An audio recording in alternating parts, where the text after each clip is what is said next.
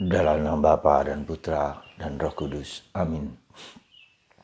Puji syukur kami aturkan kepadamu ya Bapa atas rahmat dan kasih-Mu yang melimpah bagi kami.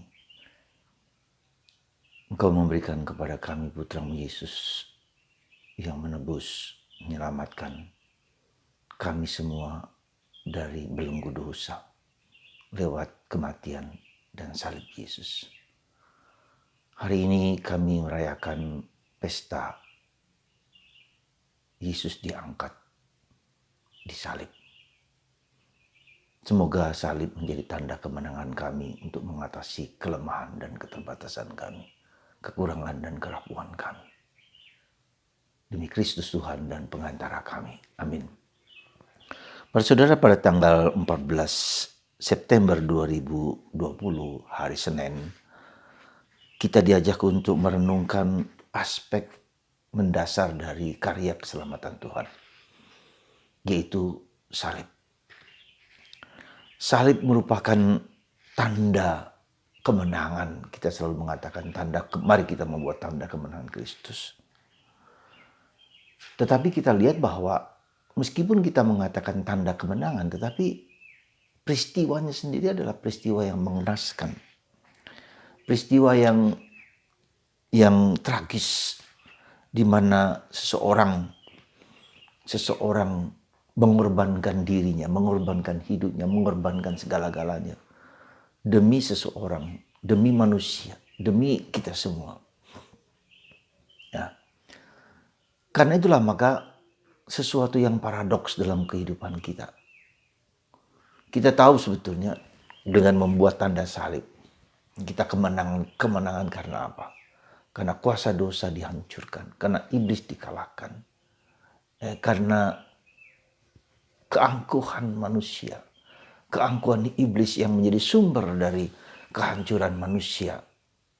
Hai maut, dikalahkan oleh Yesus. Bukan hanya iblis, tapi maut. Jadi ada dua hal yang penting. Jadi supaya Tuhan dapat membuat manusia merdeka, semakin mencintai Allah, semakin dekat dengan Allah, maka Tuhan menghancurkan kuasa dosa itu. Iblis dikalahkan. Maka Yesus dalam pewartaannya, pergilah ke seluruh dunia, usirlah iblis, usirlah kuasa kegelapan. Dan itu karena kuasa kegelapan itu yang membelenggu manusia, dia tidak mampu mencintai Allah dan tidak mampu untuk lepas dari genggaman belenggu dosa itu. Ya. Jadi itu yang harus kita lihat sadar pertama. Jadi justru Tuhan menghancurkan dosa dengan mengalahkan iblis. Ya. Dengan mengalahkan kuasa kegelapan. Kuasa dimanapun, di surga, di bumi, di udara, di bawah bumi, dan dimanapun juga, di laut ataupun di mana-mana, telah dikalahkan oleh Yesus. Ini harus kita sadari sungguh-sungguh. Ya. Kalau kita melihat, maka yang terjadi adalah para dewata. Dewata itu siapa sebetulnya yang disembah oleh Baal, oleh Mekron, oleh Amon yang dalam tradisi Yahudi atau di tempat kita siapapun juga lah, telah dikalahkan oleh Yesus, ya, dihancurkan oleh Yesus. Dan mereka tidak memberikan keselamatan, kebahagiaan, tetapi justru mengikat manusia.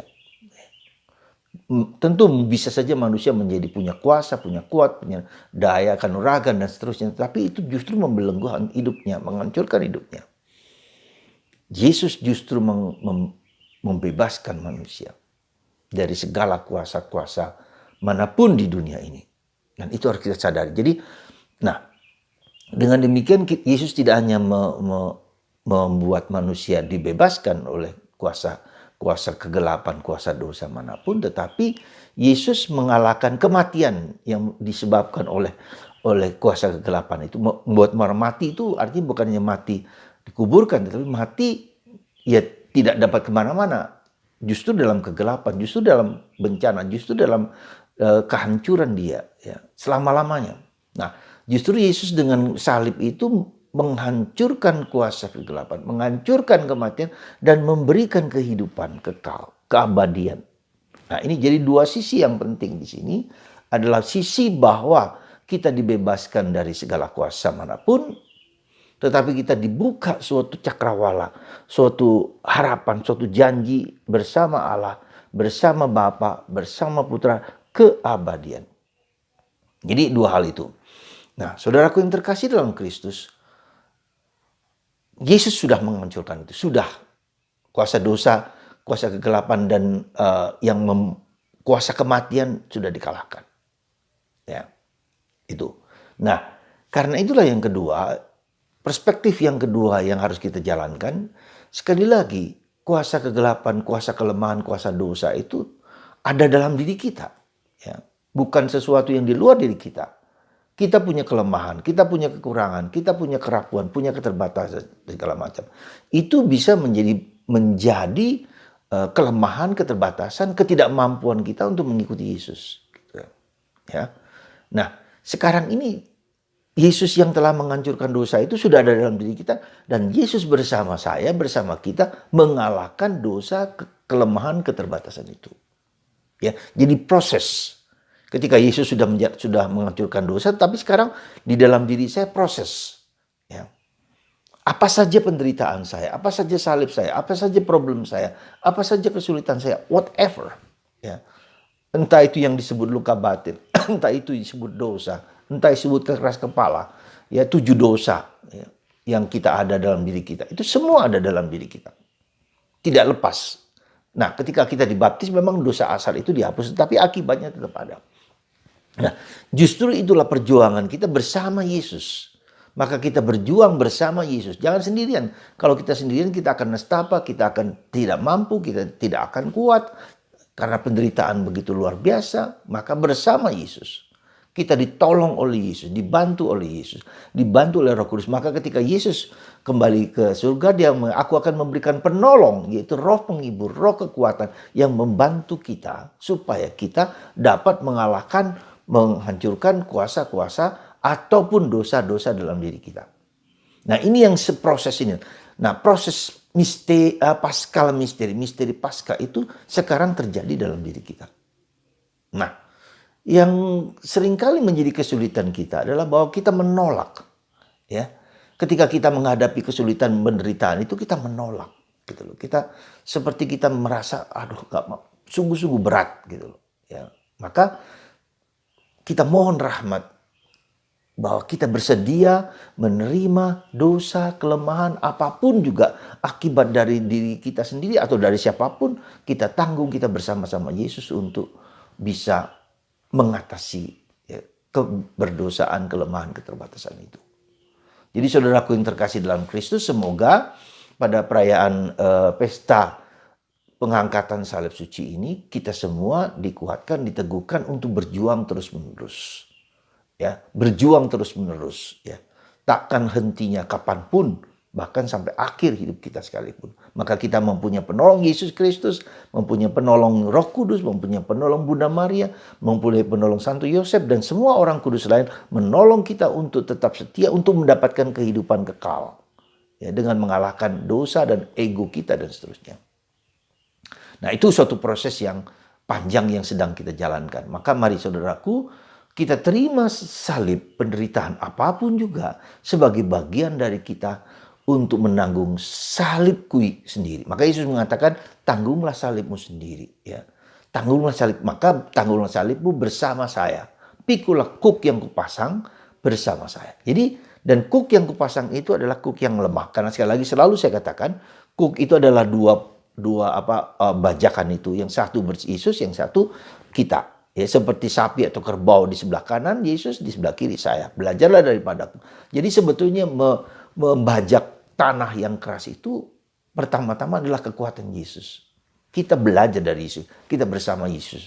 Sebagian besar salib yang kita tanggung itu, sekali lagi, bukan 100% dari saya. Mungkin kita Yesus 75%, saya 25%. Kalau 100% mungkin kita sudah tidak mampu dan tidak berdaya. Seberat apapun. Ya.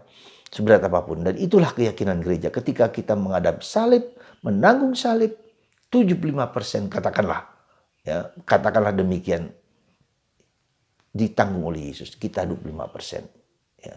Nah, karena itulah maka kita belajar bersyukur kepada Tuhan. Kita diberi, Paulus selalu mengatakan bahwa berbahagialah orang yang memikul salib, menanggung salib, karena sebetulnya kita diajak oleh Yesus untuk bersama-sama, ya. ikut serta dalam karya keselamatan Tuhan dalam diriku. Yang keempat, Santa Teresa dari Avila mengatakan demikian. The sole determination of prayer is to help Jesus to bear his cross. The sole determination of prayer is to help Jesus to bear his cross. Jadi satu-satunya keyakinan, kekuatan, tujuan dari doa adalah membantu Yesus memanggul salibnya. Ini luar biasa, saya baru ketemukan kata-kata. Jadi justru doa itu pertama-tama bukanlah mungkin kita minta, kita mohon, kita memuji, kita menyembah Tuhan, itu benar. Tetapi tujuan, Santa Teresa mengatakan tujuan pertama adalah untuk membantu Yesus menanggung salibnya, memanggul salib Yesus. Oh, ini luar biasa, saya kira sesuatu yang berbeda. Jadi Yesus tetap menderita sampai sekarang di dalam diriku tadi, dalam pribadiku. Yesus tetap menderita dalam saya, tetapi juga menderita bersama orang lain. Saya bersama menanggung salib Yesus dalam diriku dan diri orang lain. Ya. Maka mari saudaraku yang terkasih, semoga rahmat mata batin kita dapat melihat salib kita sendiri, salib orang lain, dan kita dibantu oleh Yesus, oleh Roh Kudus, oleh Bunda Maria, oleh Santo Yosef dan para kudus untuk memanggul salib supaya kita sekali lagi mengalahkan maut ini atau sakit atau derita apapun ini, supaya kita tahu bahwa ada kemuliaan, keabadian bersama Yesus. Semoga Tuhan memberkati Anda semua, menguatkan Anda, meneguhkan Anda dengan salib Tuhan dalam nama Bapa dan Putra dan Roh Kudus. Amin.